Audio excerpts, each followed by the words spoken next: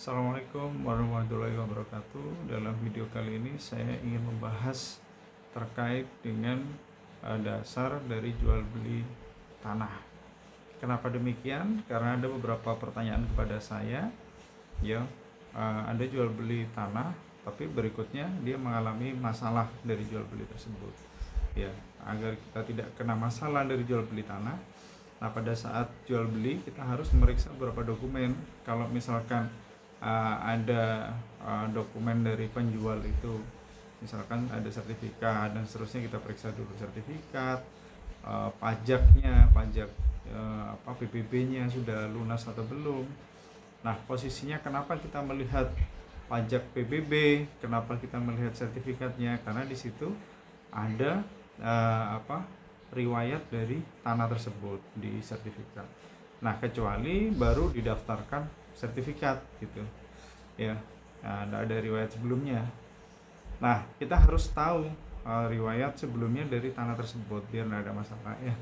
Misalkan tanah itu beralihnya karena waris, misalkan apakah itu sudah memenuhi syarat waris ya kan, atau sertifikatnya sudah balik nama waris lalu dijual kepada kita. Nah, itu yang harus kita perhatikan, karena kalau tidak begitu nanti takutnya ahli waris yang belum dapat menggugat permasalahan ini. Jadi kita nanti beli tanah inginnya tidak ada masalah, ternyata suatu hari digugat sama ahli waris lainnya. Itu ya. Lalu kemudian kalau terkait sudah tanah tersebut sudah sertifikat, kita tinggal cek sertifikat tersebut keabsahannya kepada BPN ya, Badan Pertanahan Nasional, di mana tanah itu berada ya. Nah, ketika dicek nanti ada keterangan dari BPN ya, tanah itu posisinya ada sertifikat double atau tidak, bermasalah atau tidak sebelumnya ya.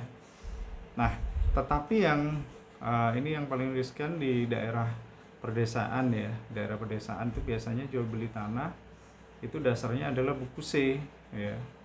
Buku C itu kita harus periksa juga, kita cross check ke balai desa, ke kepala desanya, bener enggak buku C nomor sekian atas nama ini, penjualnya, nama penjualnya sama tidak dengan buku C tersebut. Nah, dari buku C tersebut ada tidak pemilik lainnya, kan begitu, pemilik sebelumnya siapa. Kalau perolehannya jelas waris, tidak ada masalah. Nah, yang bermasalah ketika perolehannya itu tidak jelas di buku C. Nah, itu banyak sekali ya, terjadi di daerah-daerah tertentu, di desa-desa itu. Nah, kita harus ngecek buku C-nya. Misalkan ada jual beli tahun sekian.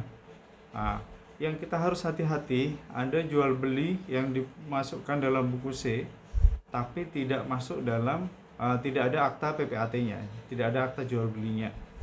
Nah, ketika itu dilakukan di atas tahun 97, karena berdasarkan PP nomor 24 tahun 97 itu pasal 37 ya, itu jual beli setelah berlakunya PP tersebut harus menggunakan akta PPAT, akta pejabat pencatat akta tanah ya. Ya, itu. Nah, masalahnya ada banyak sekali di beberapa daerah, di beberapa desa itu ada oknum yang main akal-akalan di situ. Jadi dibuat seolah-olah jual beli itu sebelum tahun 97 ya. Ya, itu tidak ada masalah ketika memang tidak ada pihak yang mempermasalahkannya, tidak ada pihak yang dirugikan ya, hanya masalah maladministratif saja saya kira. Tetapi akan menjadi masalah hukum ketika buku C itu sengaja dicoret-coret oleh oknum tertentu ya, setelah tahun 97 dibuat jual belinya sebelum tahun 97 ya, lalu dirubah seenaknya di situ. Nah, itu masalah. Takutnya sudah dijual ke pihak lainnya sebelumnya. Ya, makanya kita harus memeriksa juga kondisi tanahnya dikuasai oleh siapa tempat itu. Kalau itu berupa tanah sawah, misalkan tanah lapang, atau kebun misalkan, dikuasai oleh siapa? Apa benar dikuasai oleh penjual ini ataukah dikuasai oleh orang lain ya?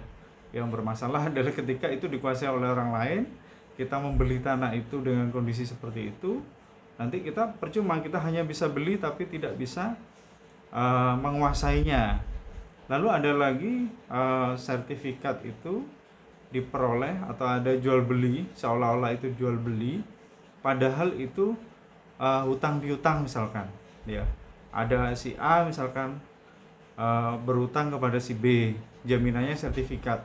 Tapi karena mereka itu tidak mau mendaftarkan hak tanggungan, ya, jadi dibuat seolah-olah ada jual beli dari si A kepada si B. Nah, nanti ketika utangnya lunas, dikembalikan lagi haknya dari B, dikembalikan kepada A. Nah, ini riskan ya. Kenapa riskan? Karena jual beli dengan sistem akal-akalan ini, ya, itu kan tidak benar gitu loh. Tidak benar. Kenapa tidak benar? Karena tidak ada peralihan, tidak bisa dinyatakan suatu hal itu peralihan hak, ya, atas dasar hutang piutang, tidak ada, kecuali itu ada sebagai jaminan pasti nanti peralihannya melalui eksekutorial lelang, ya, melalui lelang. Kalau lewat ada hak tanggungan, ada PHT melalui eksekutorial lelang. Nah, ketika tidak ada itu, seolah-olah jual beli biasa, sedangkan objek masih dikuasai oleh si A. Nah, kita membeli tanah itu, wah, bahaya sekali. Bahaya sekali. Nanti bisa-bisa si A ini menggugat kepada kita, ya. Wah, ini kok bisa dikuasai, padahal itu saya tidak pernah melakukan jual beli, atau jual belinya itu abal-abal saja, atau tidak pernah menghadap kepada oknum pejabat VAT, ya, misalkan. Nah, itu seolah-olah ada saja, ya. Seolah-olah ada jual beli. Nah, itu bahaya itu. Nah, lalu yang perlu kita perhatikan, perolehan hak dari pihak penjual kepada pihak penjual sebelumnya, ya. Dari pihak penjual, dari perolehannya itu dari mana asalnya sebelum ke dia gitu. Apakah itu dari waris, apakah itu dari hibah, ya, apakah itu dia diperoleh dari jual beli sama orang sebelum dia, atau bagaimana, itu kita harus jelas. Kalau dari waris, otomatis harus jelas hak warisnya, ada enggak hak warisnya, ahli warisnya bener enggak, itu kita harus memeriksa. Oh, bener enggak? Oh, ada 5 orang misalkan ahli warisnya, bener tidak 5 orang ini tanda tangan di situ, atau misalkan 5 orang ini sepakat untuk menjadikan, oh, ini ada peralihan hak karena waris, misalkan dibuat sertifikat dengan nama para ahli waris atau 5 orang tersebut, ya. Misalkan itu tidak ada masalah sih kalau begitu. Tapi kita harus tahu perolehannya ini sah atau tidak. Nah, jangan-jangan nanti ada saudaranya yang tidak dikasih, tidak dibagi. Nah, itu sangat riskan ketika suatu saat menggugat kepada kita. Nah, lalu ada lagi ada perolehan hak, ya, yang karena itu dia menguasai beberapa tahun. Misalkan di pasal 24 ayat 1 PP 2497 itu seseorang boleh menguasai tanah eigendom atau tanah tidak bertuan, ya, hak eigendom, ya. Di buku C itu biasanya ada tulisan hak eigendom gitu, ya, tanah sebelumnya itu. Lalu dia menguasai lebih dari 20 tahun.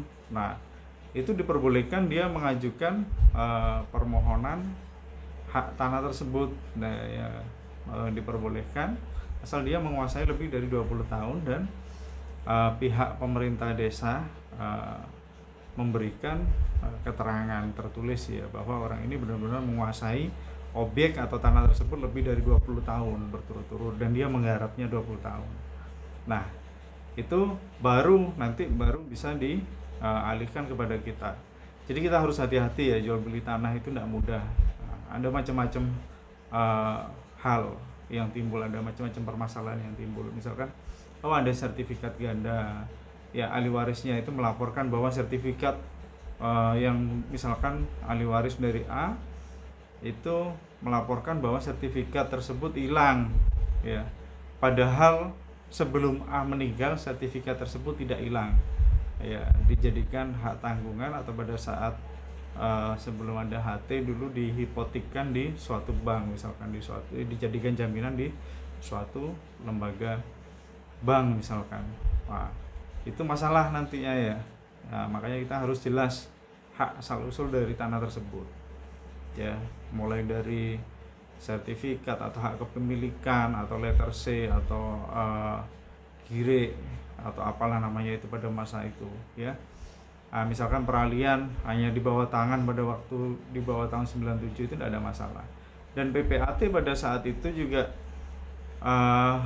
tidak seperti sekarang, ya. Sekarang ada akte PPAT, pada saat itu dibuat hanya berdasarkan di atas kertas segel saja biasanya, ya. Pada tahun 80-an ke bawah misalkan, ya, itu hanya kertas segel saja. Ya, mulai tahun 97 ke atas baru ada akte PPAT. Nah, yang ini lagi yang harus kita cek lagi, apakah luasnya itu benar-benar sama sesuai dengan di hak kepemilikan tersebut, sertifikat atau letter C misalkan, luasnya sama. Lalu batas-batasnya yang perlu kita ketahui. Batas sebelah utara itu tanahnya siapa, miliknya siapa, sebelah timur miliknya siapa, selatan punya siapa, barat punya siapa, itu harus kita pastikan, ya. Karena tidak bisa nanti ketika kita sudah beli, ternyata tanahnya, objeknya bukan itu, misalkan sebelahnya lagi. Karena ada beberapa saat lalu ada permasalahan, misalkan di Petok D itu nomornya 45, ya, ternyata yang dijual nomor 47, di sebelah selatannya tanahnya itu yang dijual, bukan yang 45, tapi yang dialihkan haknya nomor 45 yang dijual kepada kita, suratnya nomor 45. Akhirnya kita sertifikatkan nomor 45 itu yang Petok D nomor 45 ternyata bukan 45. Jadi kita harus hati-hati, ya. Harus kita pastikan objeknya, harus kita pastikan batas-batas luasnya, posisinya di mana, ya. Lalu keabsahan hak kepemilikannya bagaimana. Biar apa? Biar nanti suatu saat tidak terjadi masalah kepada kita. Mana ada orang yang ingin bermasalah, pengennya kan beli tanah, setelah itu selesai kita investasi atau apa, setelah itu selesai, ya nggak ada masalah. Nah, ya biar nggak masalah berikutnya. Masalahnya permasalahan tanah ini acap kali tidak 1 tahun atau 2 tahun berikutnya baru bermasalah, enggak, ya. Masalahnya nunggu lama sekali, nunggu penjualnya ini meninggal dulu baru yang mempermasalahkan ahli waris dari penjualnya misalkan. Lalu ada lagi permasalahan lain, ini ternyata sudah dijual kepada pihak lain. Nah, pihak lain itu kebetulan pada saat itu tidak berdomisili di tempat yang sama misalkan, ya. Nah, kapan hari juga ada yang saya menangani suatu perkara, itu objeknya ada di kota B misalkan, ternyata itu sudah dijual kepada pihak lain yang pihak lain itu tidak berada di kota B, berada di kota C misalkan. Nah, itu ketika pihaknya pulang dilihat, ini tanah saya kok tiba-tiba dikuasai orang lain, gitu. Makanya kita harus hati-hati, ya. Karena banyak sekali kejadian atau permasalahan hukum terkait pertanahan, ya, akibat dari jual beli kita bermasalah dengan hukum. Ya, jangan sampai investasi kita atau uang kita hilang nanti hanya karena salah membeli tanah, ya. Demikian informasi dari saya. Terima kasih, saya akhiri. Assalamualaikum warahmatullahi wabarakatuh.